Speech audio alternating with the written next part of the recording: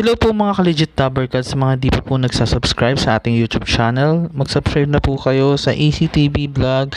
At syempre i-hit nyo na rin po yung notification bell para po lagi po kayo updated sa aming mga videos. At syempre rin po sa aming Facebook page na ito ang True TBJ Bulaga Defender. Paki-like, follow, and share na rin po yung mga aming mga video.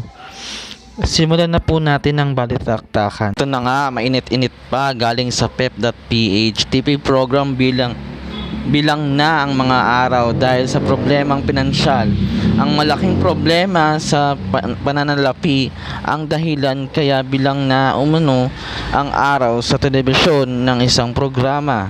Sa kasalukuyan, pinag-uusapan at pinag-aaralan ng mga namamahala sa produksyon ang ipapalit na programang maaaring maisalba pa kung malulutasan ang problema sa perang milyon-milyon na ang halaga.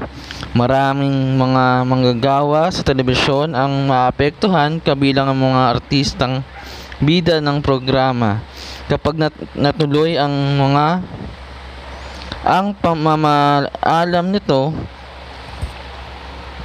tumutulong sa paghahanap ng solusyon sa mabigat na problema ang aktor na bahagi ng programa. Sinama ng aktor ang TV executive ng makipagpulong ito sa mga advertiser para patuloy na suportahan ang kanilang show na nahaharap sa malaking pagsubok. Malalaman sa mga susunod na araw ang magiging kapalaran ng programa dahil marami ng mga kwentong naglalabasan kaya mahirap na makontrol ang magbalita at ilihim ang sitwasyong pilit na pinagtatakpan ay ayon to kay Jojo Gabinete. So ayan nga, so parang hindi naman po siya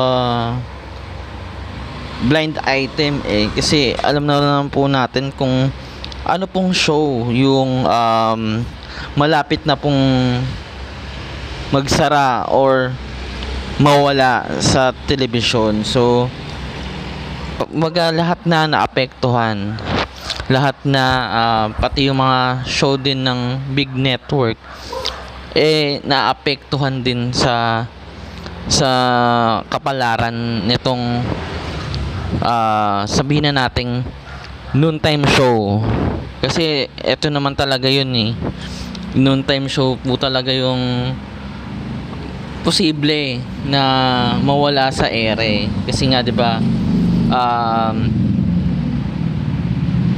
kahapon nga po nakita ko po dalawa lang po yung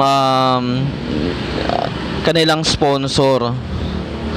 So dun sa loob lang ng palabas po nila ng tahanang pinakamasaya.